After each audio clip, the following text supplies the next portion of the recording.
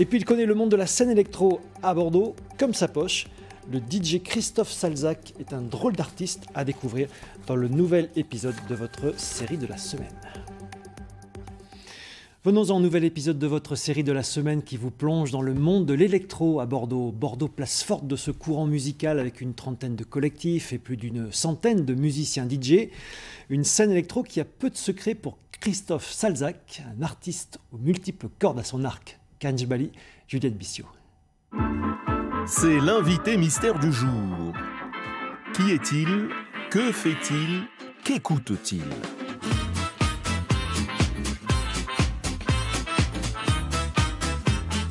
Alors, premier indice pour ce personnage mystère. Il a ses habitudes chez Total Heaven, le disquaire historique de Bordeaux, le paradis du 33 tours introuvable. Une amitié entre deux spécialistes de l'électro. Mais de quoi parle-t-on quand on parle techno? Chacun a sa propre définition. Je crois qu'on peut dire, avant tout, c'est une musique qui est normalement à la base synthétique, créée avec des synthétiseurs, après avec des sampleurs. Dans l'électro, il y a tellement de musiques différentes. Tu vas avoir la house de Chicago, qui est presque de la soul music, la techno de Détroit. Deuxième indice pour notre personnage mystère. Un goût certain pour le décor maritime. Un port, des quais, des docks. Un décor parfait pour faire danser les foules jusqu'au vertige. Des complices, le programmateur de l'iBot, un bateau transformé en scène sur l'eau, un lieu de diffusion privé qui a fait de l'électronique son cheval de bataille. Notre musique, elle est plutôt alternative, elle va à contre-courant des cultures, on va dire, populaires. Et je pense que les gens, ils ont envie de ça, de découvrir la nouveauté, d'aller à l'encontre de ce qu'on leur a toujours véhiculé et d'aller vers des choses nouvelles. Et le mystère est levé, c'est lui, c'est Christophe, vous l'avez certainement entendu des milliers de fois derrière ses platines.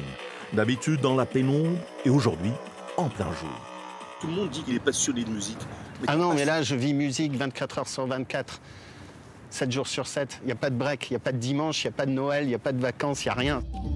Et là, c'est le Christophe historien qui prend le relais. Il y a de la musique électronique dans les clubs à Bordeaux depuis le début des années 80, il faut le savoir, bien avant la naissance de la house ou de la techno. On a eu à un moment l'un des plus grands festivals européens de musique électronique avant-gardiste à Bordeaux. L'expérience de Christophe fait qu'aujourd'hui, il sait repérer les jeunes talents, comme Pia par exemple, jeune compositrice déjà avec des idées claires sur ce qu'elle veut faire. On peut composer à partir de samples que nous-mêmes on crée ou pas, qu'on déstructure, qu'on distord, qu'on retravaille dans tous les sens. Parfois on peut prendre un sample de voix qu'on a enregistré ou qu'on a pris d'ailleurs.